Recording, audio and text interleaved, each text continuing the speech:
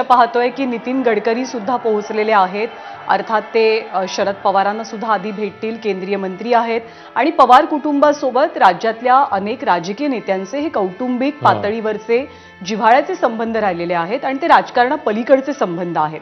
त्यामुळे पवार कुटुंबियांवरती जेव्हा अनपेक्षितपणे हा मोठा आघात झालाय अजितदादांच्या जाण्याचा, तेव्हा त्यांना सावरण्यासाठी, धीर देण्यासाठी मग ते ठाकरे असोत, गडकरी असोत, पक्षापलीकडे नाती जपत ही सगळी मंडळी हजर राहिल्याचं आपल्याला दिसते। अश्विन, खरंय, जसं तू म्हणालीस की म्हणजे राजकारण, निवडणूक, आरोप प्रत्यारोप एका बाजूला असतात, पण इतकी वर्ष जेव्हा तुम्ही सातत्याने एकत्र असता आणि खास करून अजित पवारांचं जे स्वभाव विशेष होता, मोकळा ढाकळा, जे काय ते मनात बोलून टाकून त्याच्यानंतर पाठीकोरी आणि मग दुसऱ्या दिवशी परत त्याच काय म्हणू आपण दिलखुलासपणे भेटणं, तर मला वाटतं की ते जे आहे ना ते आज प्रत्येकाच्या मनामध्ये त्या आठवणी येत असणार। आणि अनेक मंडळी आहेत इकडे, वेगवेगळ्या पक्षातली आहेत, त्यांच्या पक्षातली तर आहेच, म्हणजे राष्ट्रवादीचे 2 पक्ष झाल्यानंतर जे राजकारण सगळं झालं ते सगळ्या महाराष्ट्राने पाहिलं, त्याच्याबद्दल काय आता वेगळं सांगायची गरज नाही। पण तरी देखील ती मंडळी देखील जेव्हा आज एकत्र तिकडे आहेत, त्यांच्याही मनामध्ये हा भाव आहे की या माणसाकडनं आपण एवढ्या गोष्टी शिकलो, या माणसाने आपल्याला आपल्या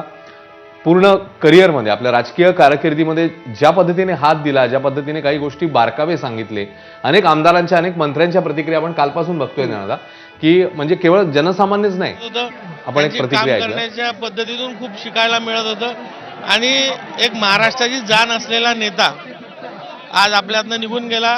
खरोखर त्यांचे आमचे पारिवारिक संबंध होते आणि अजूनही मनाला पटत नाही की आज दादा। उपमुख्यमंत्री एकनाथ शिंदे पोहोचलेले आहेत।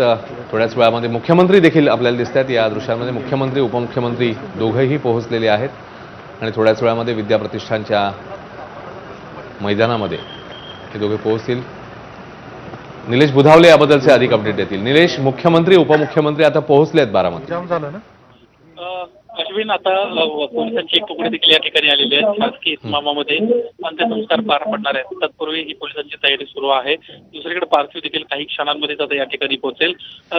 गृहमंत्री अमित शहा साधारणपणे 11च्या दरम्यान पोहोचतील आणि त्यानंतर अंत्यसंस्काराचे अंत्यसंस्कार सुरू होताना दिसतील। आता जर आपण पाहायला गेलं, मुख्यमंत्री, उपमुख्यमंत्री बारामतीत येत आहेत। यासोबतच अनेक मान्यवर देश विदेश राज्यभरातील वेगवेगळ्या राज्यातील लोक देखील या ठिकाणी आहेत। गोव्याचे मुख्यमंत्री या ठिकाणी काही वेळापूर्वीच आलेत, प्रमोद सावंत, केंद्रीय मंत्री नितीन गडकरी देखील या ठिकाणी आलेले आहेत आणि अजित पवारांच्या या ठिकाणी जे फोटो ठेवण्यात आलेले आहेत त्याचा या ठिकाणी ते अभिवादन करतायत। त्यानंतर आता या ठिकाणी पार्थिव आणलं जाईल आणि त्यानंतर अंत्यसंस्कार जे आहेत ते सुरू केले जातील। गृहमंत्री अमित शहा हे 11 वाजेपर्यंत पोहोचतील। त्यानंतर गृहमंत्री अमित शहा पुण्यातनं निघाल्याची माहिती मिळते। सध्या मुख्यमंत्री, उपमुख्यमंत्री हे सर्वजण बारामती एअरपोर्टवरती पोहोचल्याची माहिती आहे। आपण या संदर्भातले अपडेट जाणून घेण्यासाठी आफ्ताबकडे जातोय। आफ्ताब, विमानतळावरती मुख्यमंत्री देवेंद्र फडणवीस, उपमुख्यमंत्री एकनाथ शिंदे, मंत्री चंद्रशेखर बावनकुळे आणि त्यांच्यासह मंत्री जयकुमार गोरे या सगळ्यांचं आगमन झालेलं आहे। काही वेळातच केंद्रीय गृहमंत्री अमित शहा हे देखील बारामती विमानतळावरती पोहोचतील आणि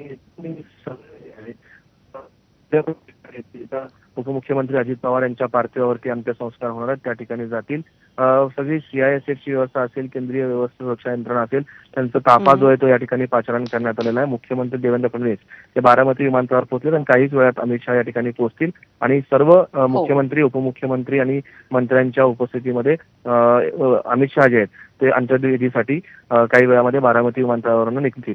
आफ्ताब, याबद्दलचे अपडेट वेळोवेळी जाणून घेत राहू। तुर्तास धन्यवाद। अश्विन, खरं तर गेल्या जवळपास 2022 सालापासून आपण हे चित्र, म्हणजे तिघांचं चित्र एका फोटोमध्ये आणि त्या तिघांची एक फ्रेम, मग ती प्रेस कॉन्फरन्स असो, विविध विकास कामांच्या उद्घाटनाचा प्रसंग असो, एखादा सुंदर फोटो असो, हे तिघे एकत्र त्या फ्रेममध्ये दिसायचे। म्हणजे ज्यामध्ये अजित पवार होते, ज्यामध्ये एकनाथ शिंदे असायचे आणि ज्यामध्ये देवेंद्र फडणवीस असायचे। पण ही फ्रेम आता दुभंगलेली आहे, ती फ्रेम पुन्हा सांधू शकली जाणार नाही।